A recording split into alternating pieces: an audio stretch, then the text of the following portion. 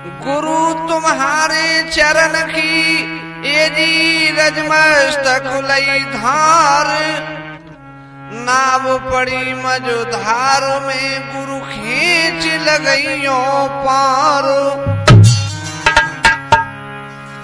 गुरु चंदन हम नीवरी गुरु सागर हम खींचो, जहाँ गुरु के चरण है सो वही हमारो शीशो। कीरत सिंह गुरु मनाई के सुमिरु जगदम्बे मातु है, भैरव वीर स्वामी मेरी सोलाज तुम्हारे हाथ है। हाँ तो मेरे आदमी बुजुर्गों, हमारे नौजवान साथियों, हमारी इस भूमि पर पड़ने वाली सीता सावित्री जैसी माता बहनाओं, लीजिए आज हम रघुवीर कैसेट के सौजन से आप लोगों तक चंद्रावल छल पेश कर रहे किस प्रकार से है। और ढोलक बजा रहे हमारे गुरुदेव रामवीर तूफानी जी आगरा वाले।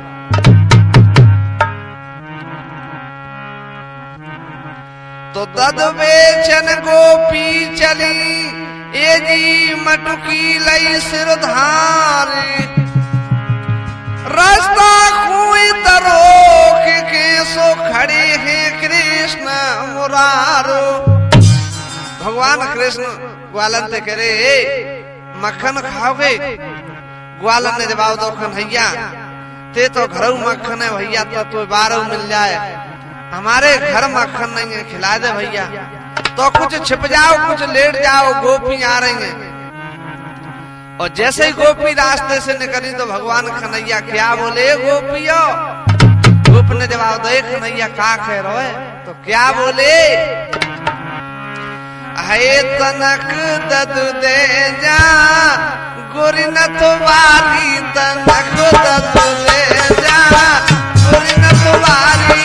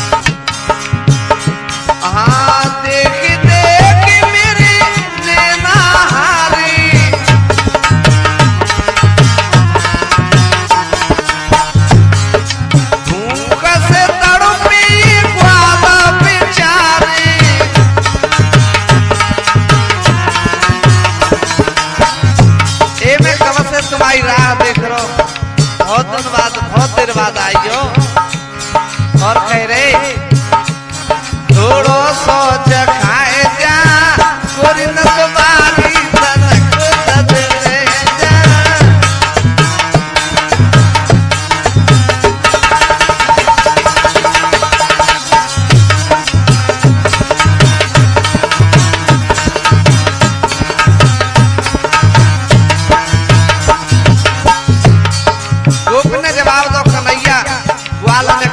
भार में पटकते हमका कफाल है।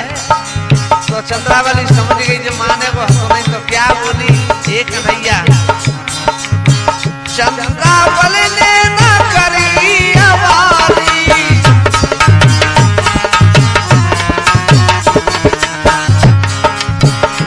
ए सर से मटुकी याद की उतारी।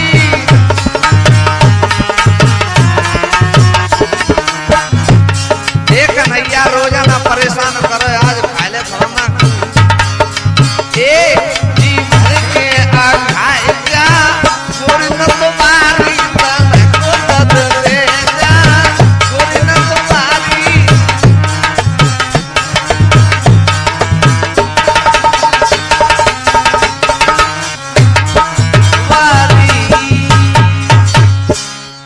चंद्रावली ने जवाब दो एक कन्हैया रोजाना परेशान करे लेकिन आज जी भर के खाए ले। और क्या बोली? कन्हैया ने ग्वाल बुला ले, आ जाओ रे मक्खन खावेंगे। तो चंद्रावली ने जवाब दे, कन्हैया तुम बड़े घर के छुरा ऐसे मक्खन खावेंगे हाथन में, क्या बोली? ए टोरेला चोरे पातस मरिया, है काय में मक्खन खावेगो।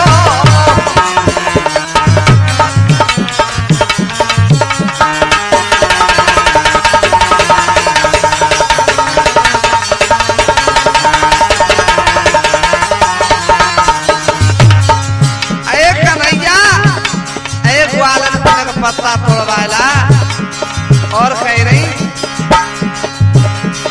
देख रहे क्या अब तुम अठारे,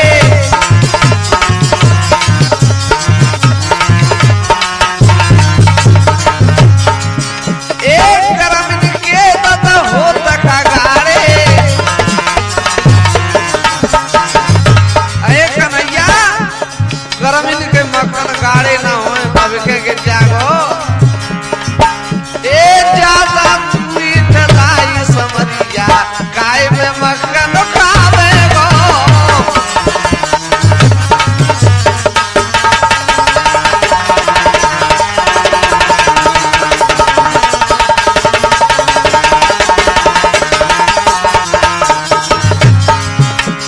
भगवान कन्हैया कह रहे, अरे मैं खूब जानता हूँ, जाते हम पत्ता टोर वेख ले चले जाए, तू निकल जाए। तो कह रही है कन्हैया खड़े के न जाऊं तेरी सोमंद खाऊं,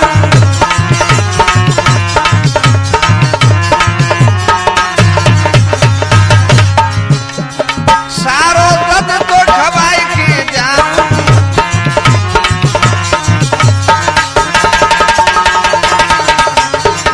अरे कन्हैया तेरी कसम खारी खड़े के न जाए रही, साची रही बताई समरिया, काय में मक्खन खावेगो।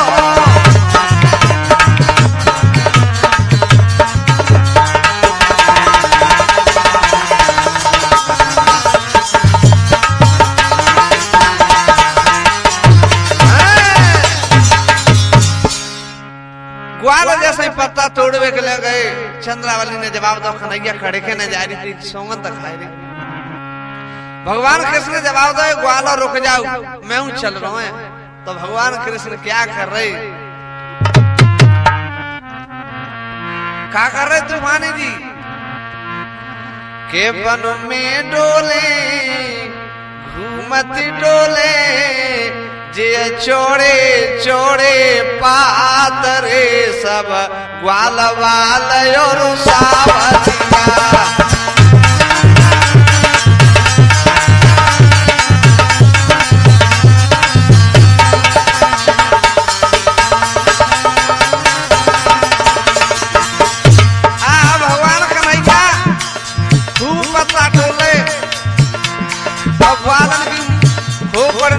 चलो मक्खन खावेंगे, लेकिन भौका तूफानी जी तोड़ के पत्ता वापिस आई, गोपी न परी न खाई।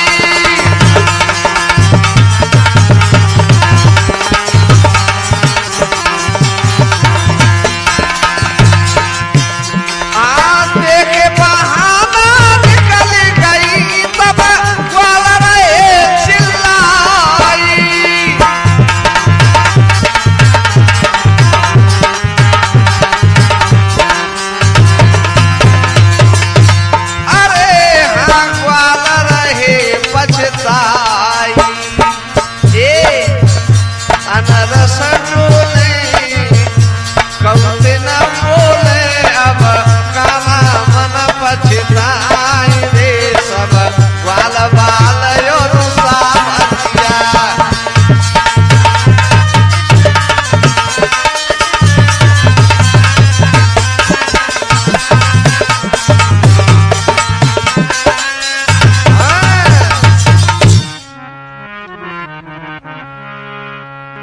ग्वालन ने जवाब दो, कन्हैया खाले मक्खन हमने तो कितनी मने करी, लेकिन एक ना मानी।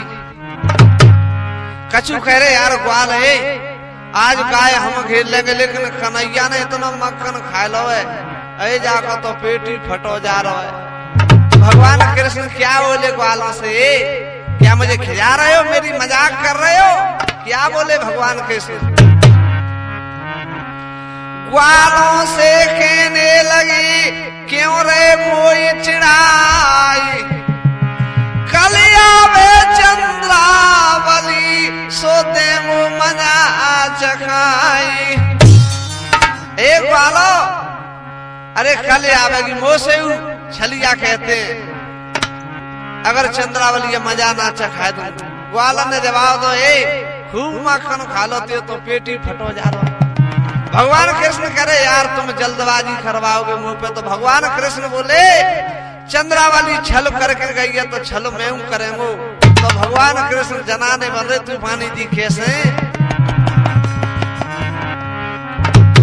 के करे सोले सिंगारो के कजरा सार के चली, पग संहार के चली, वो झटका झटका झटका मार के चली।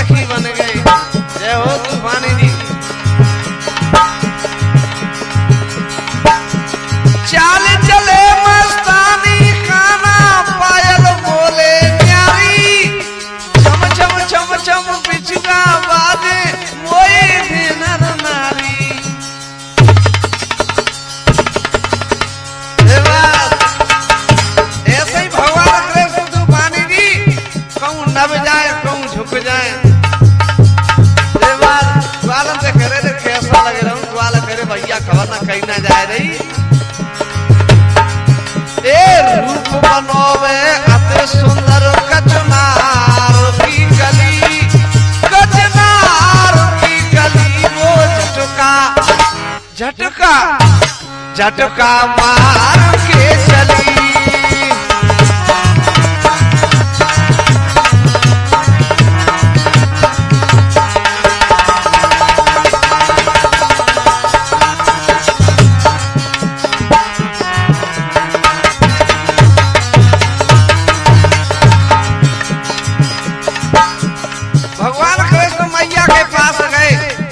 ना पहचान पाए, ग्वाल करे भैया खाई ना जाए रही।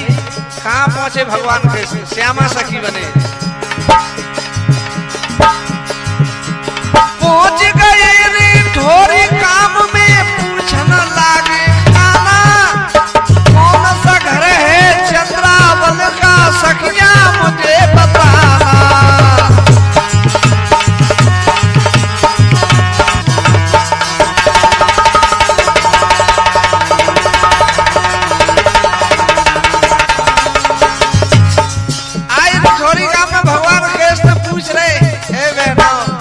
चंद्रावली को घर कौन सो है, क्या बोले? बतला दो तुम बहना वो तो कौन की लली, अरे कौन की लली, वो झटका झटका झटका मार के चली।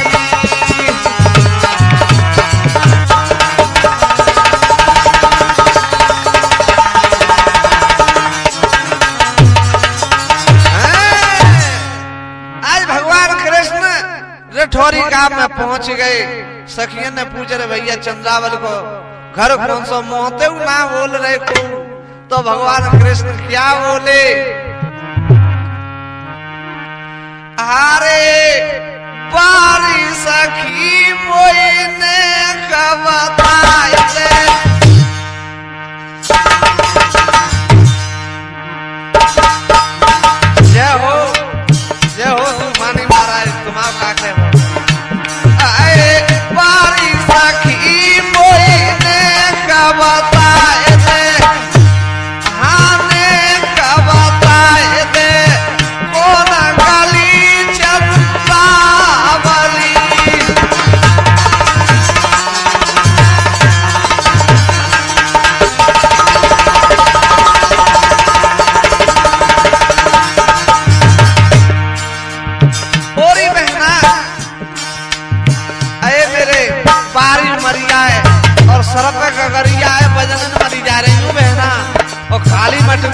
में भगवान चलिया और कह रहे मुख तेरा कहो तो ओ गाली उठाए दे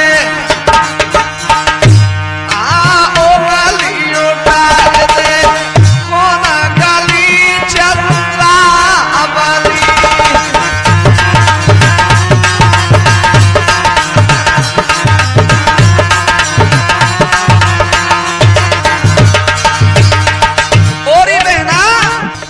बोल को बोल बेकरवे तो सारा ही कहते और कह रहे अरे वारी उमरिया सारा पेगा गरिया हाँ सारा पेगा गरिया तेरी रही तो ये मारी लाली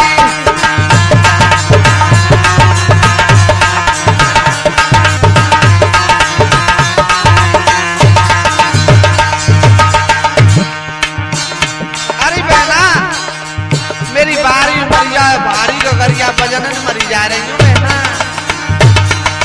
तो एक सखी ने जवाब दिए सुन अरे ऊंची अटरिया लाला की मरिया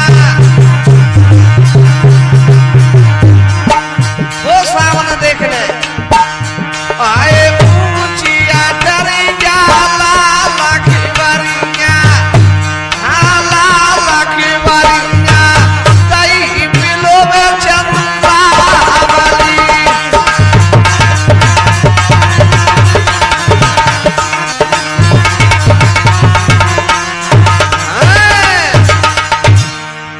सखी ने जवाब दो अरी बहना वो सामने देख ले ऊंची अटरिया लाल केवरिया वही चंद्रावली को घर है जवाब दो बस बहना तू अब लौट जा अब मैं पहुंच जाऊंगी भगवान कृष्ण श्यामा सखी बने चंद्रावली के दरवाजे पे पहुंचे तो भगवान कृष्ण ने कहा करो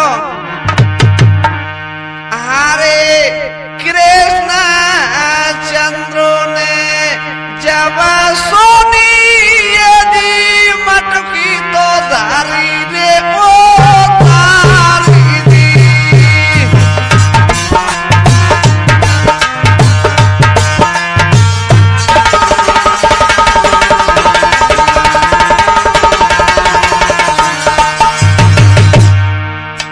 भगवान कृष्ण ने मटकिया द्वारा ही पैसे कैसे उतार नहीं चंद्रावली के द्वार पे यदि बोले कृष्ण मुरारी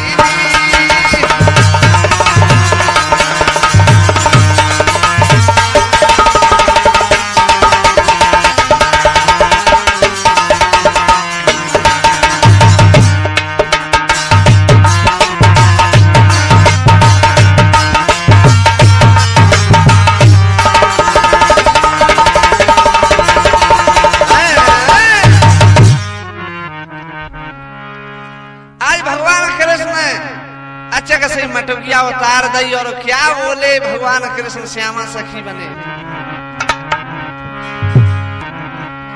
ओ चंद्रावली खोली की बार ओ बहन ठाड़ी द्वारे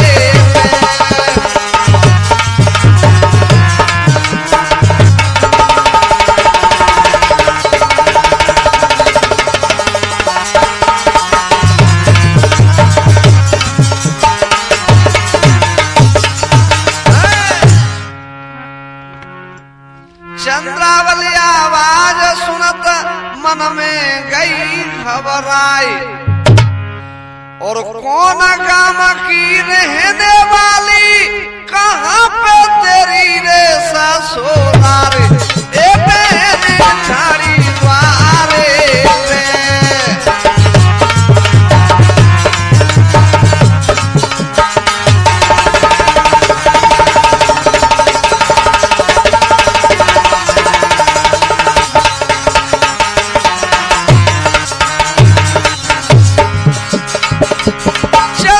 चंद्रावली खोली की बार ए बहन ठाड़ी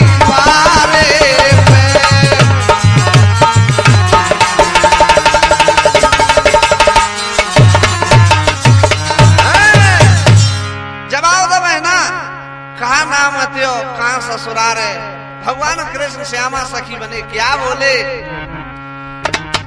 श्यामा सखिए नाम हमारो तुम जाने नाय, और मैं मामा की तू फूफू की याद रही नाय, तो ये मेरी झाड़ी द्वारे पे।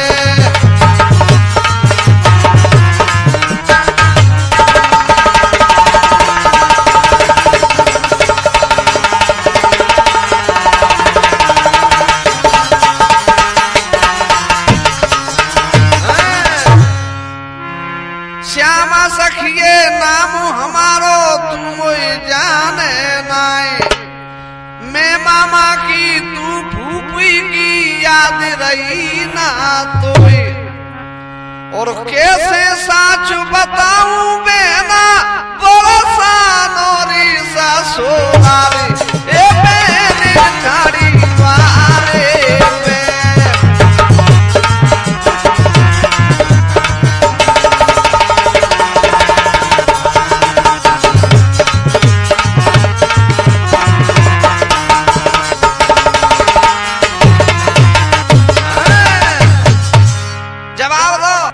मामा की तू फूफी की, अरे याद ना रही। आए है चंद्रा वाले ने कहा करो, चंद्रा वाले कुलाई के बोली हंस के बात, बहुत दिन में आई सो चलो हमारे साथ। अरे बहना तुम बहुत दिन के बाद आई हो, चलो। भगवान कृष्ण श्यामा सखी बने जो आगे, जब आप तो चल बहना तू चले। भगवान कृष्ण श्यामा सखी बने आगे बढ़े, तो भगवान कृष्ण चाले भूल गए, तो चंद्रावली क्या बोली तूफानी, ये बहन रुक जा। भगवान कृष्ण से जवाब तो रुक जा। भगवान कृष्ण सोच रहे कुछ दीख दाख तो ना हो, तो क्या बोली, ए तू तो कैसी है भैया, ए तू तो कैसी है बेनी जनानी, जाते चाल चले मरुदानी।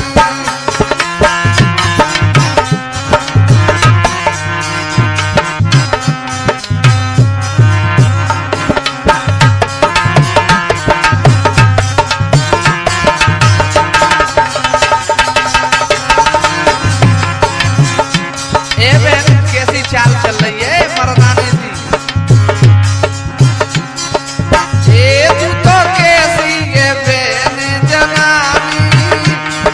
चाल चले मरुदानी।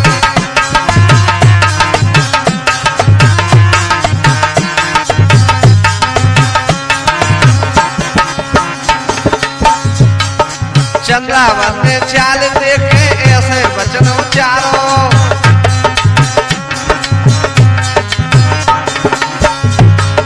लगी सोचने मने अपने में दिखे तार में कारो,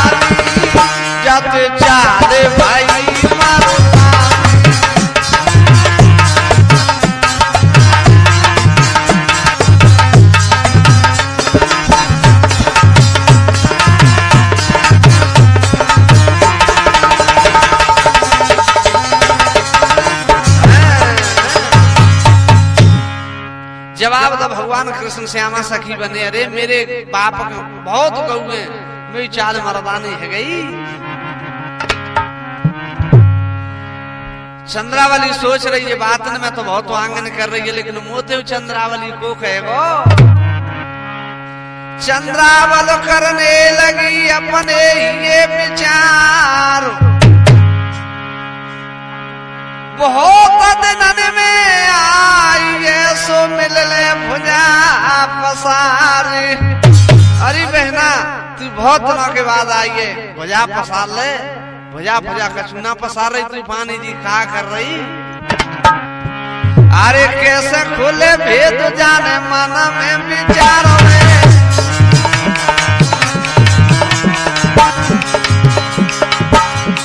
धीरे धीरे हाथ जाने छाती बीच डारो में।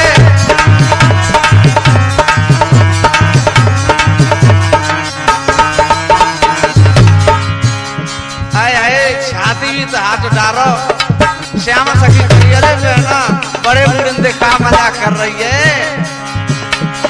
ओ कछुआ सोना तन में धोको गिरो बातन में धोको गिरो बातन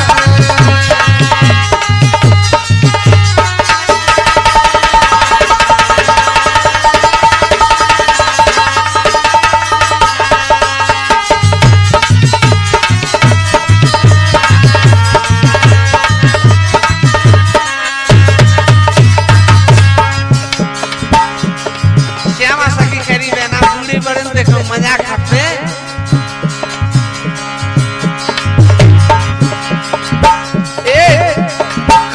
कटोरे बेना ढल गई जवानी में,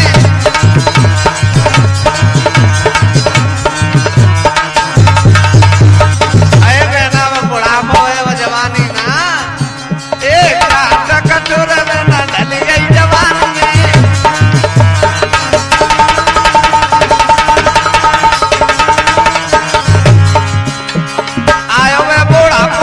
छाती सुखानी है।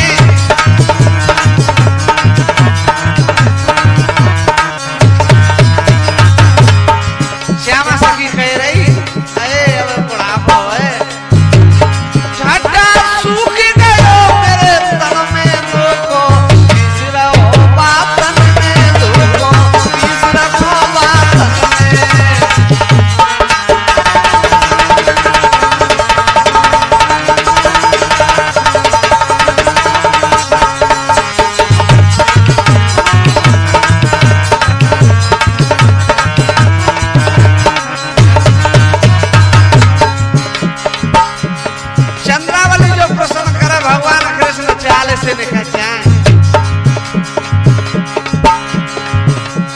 चढ़िए जवानी जाते बात कर खोरिए,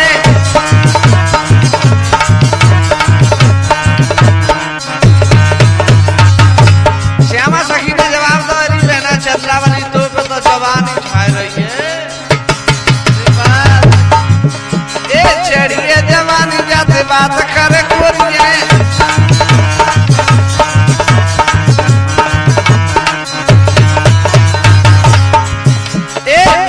सजाए मैंने छोरा और छोरिए।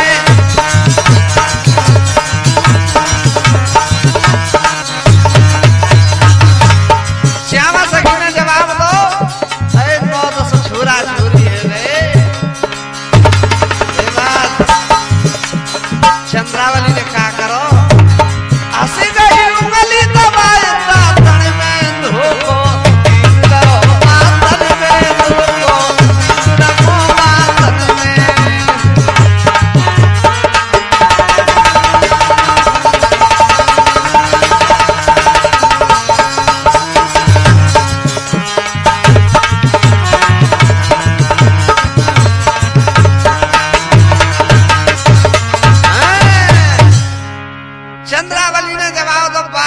बहुत आंगन करे, लेकिन मोते चंद्रावली को कहेगो भेद नहीं।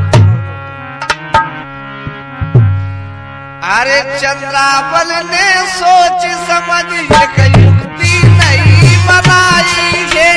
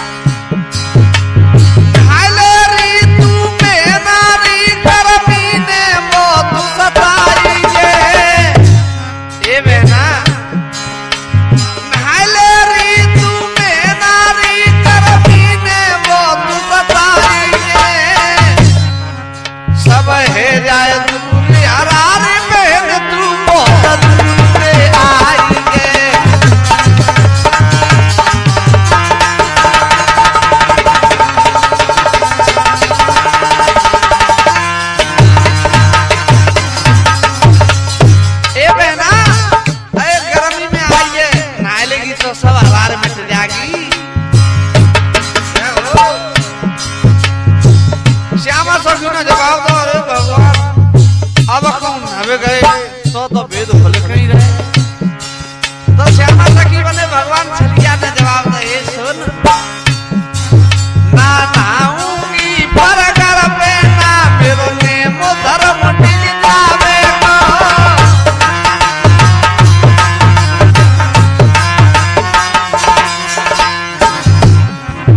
बंदरो कंडा जे भूत प्यार को घट कबो है लावे को।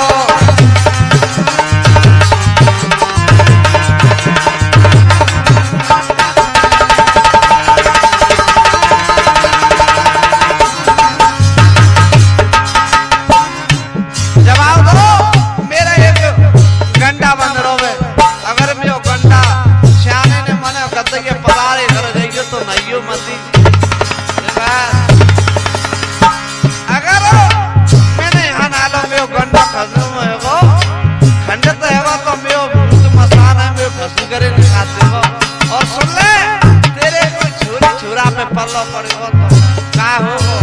छत्रावती ने जवाब दो, मैं माचा ने लेके नाय ले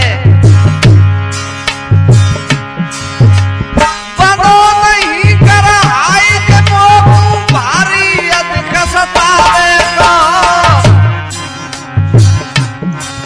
हाँ तो घर आए को मैं ना कोरो दोष लग जावे को।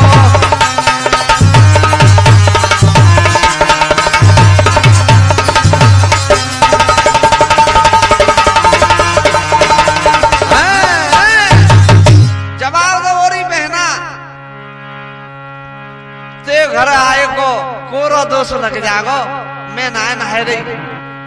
चंद्रावन ने जवाब दो, बात में तो बहुत आगे न कर रही है। ए बहना खूब बात ना है तो का कह रही।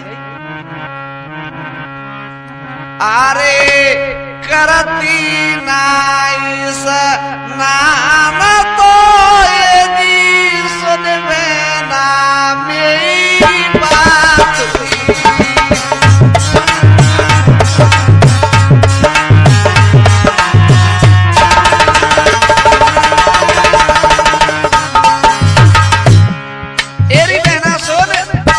स्नान ना कर रही तो चल भोजन की तैयारी कर। भोजन बनाए के खावे दोनों साथ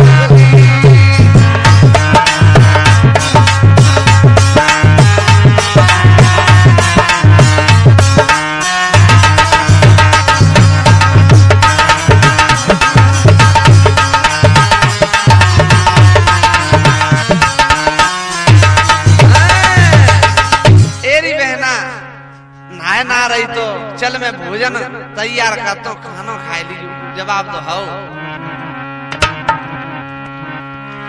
अरे भोजन रही बनाई बहने हरसाई करैया धरी के तू बहुत दिनन में आई हवा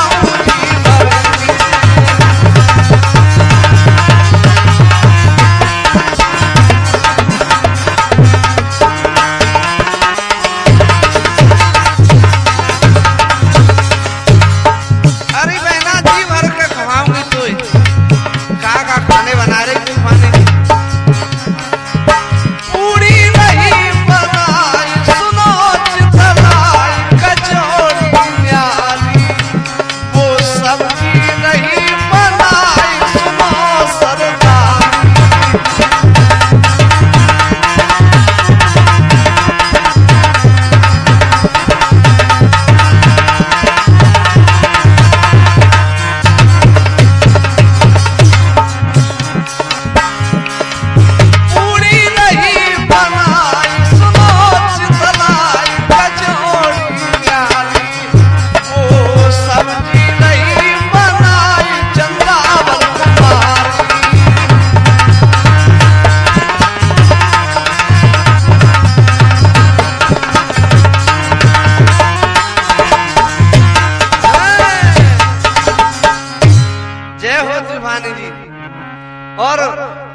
क्या खाने में बनाओ।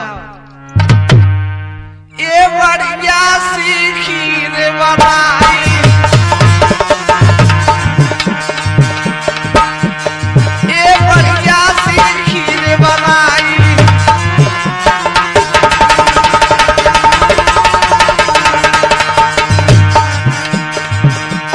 और जन कईयो करी मिठाई।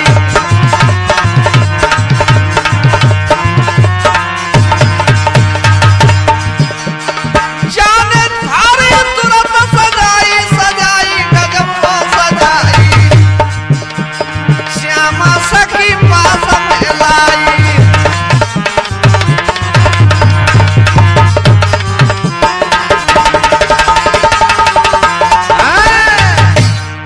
थाली सजा के चंद्रावली ने और श्यामा सखी के पास ले आई। ले बहना खाए ले। क्या बोली चंद्रावली? ए बहना, ए चंद्रावली बोली बहना, बहनी भोजन कर ले।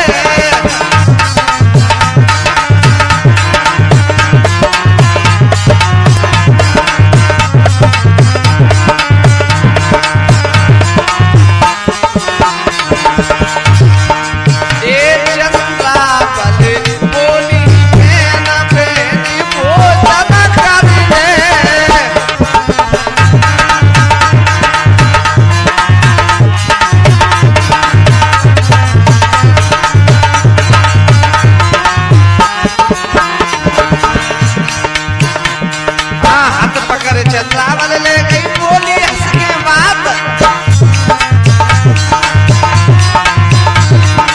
तेरी बहना सुने का कह रही चंद्रावली? ये श्यामा सखी हाथ पकड़ो। चंद्रावली ले गई बोली हंस के बात। और अब के साथ बता दे बहना कैसे तेरे कर हाथ धीरज दिल में दर ले। चंद्रावली बोली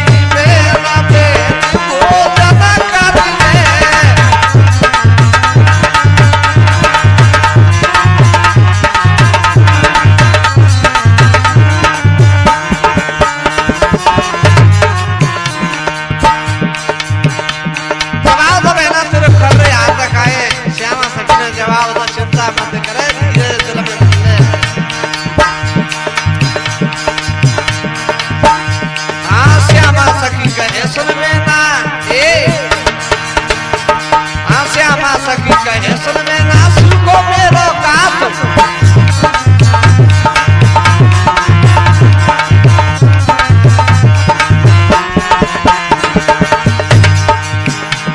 और चकिया पीस पीस के हरी जाई देख कर हाथ धीरज दिल में दर ले।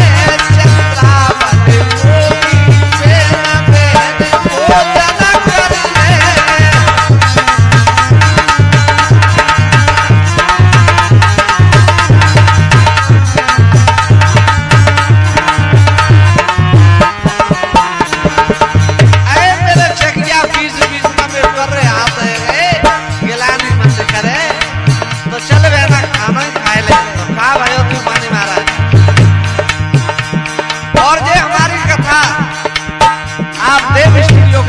सुन रहे रिकॉर्डिंग कर रहे हमारे रवि चेला, हमारे विजेंद्र चेला, हमारे शिव सिंह,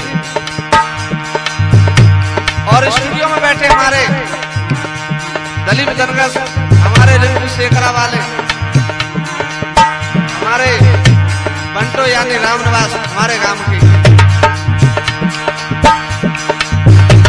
हाँ चंद्रावली समझे मन लागे मोहन कर गए जाली।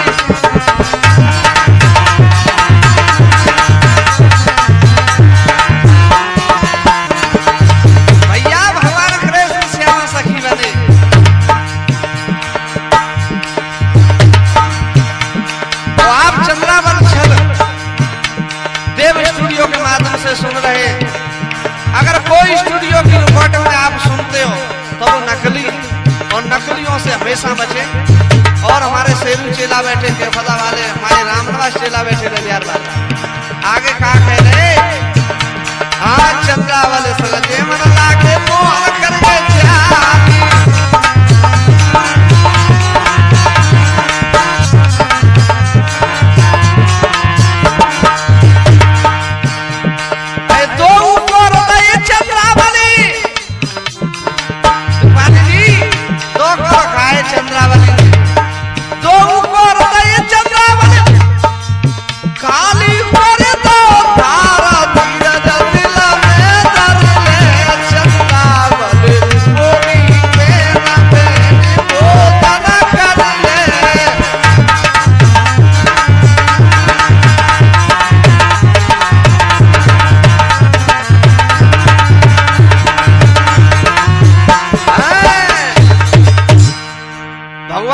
तू छलिया भूखे रहे साफ कर दो। चंद्रावली ने जवाब दे री बहना ऐसा का कोई छुड़ाए रहो तो पे जवाब दो बहना अब चले सो ले। चंद्रावली ने जवाब दो अरे बहना तो सुबह आ रही यहाँ। अरे भगवान कृष्ण श्यामा सखी बने जवाब दो। अरे मोई रात्रि में कोई शेर मार डारे वो बहना जवाब दो। नहीं तो ज्यादा क्या कहूं सोए गए तो छत पे तो का भयो तूफानी जी। अरे इतना हवा चले रे पोरा बारी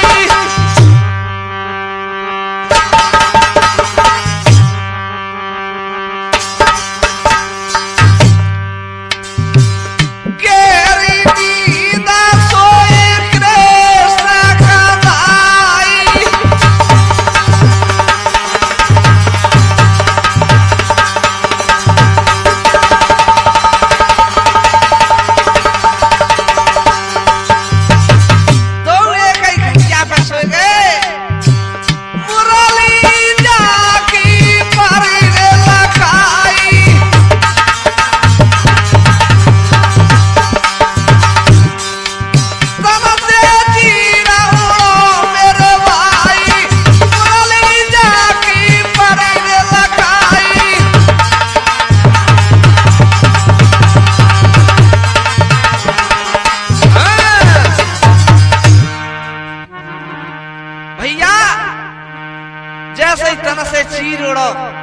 चंद्रावली ने जवाब दिया कौन हो जो मुरली को देखा। अरे छलिया बेईमान मैं तो पिछला रही समझ गई थी छोरी ना छोरा है। और क्या बोली अरे तू तो कैसे आयो महला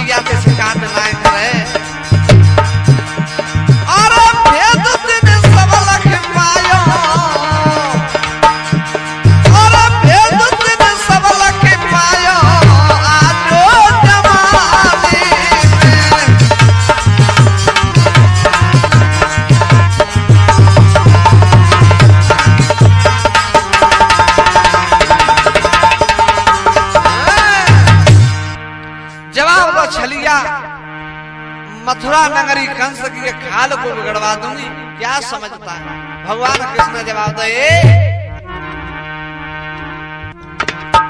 मोई क्यों रही धोस दिखाई के मथुरा अपने नगर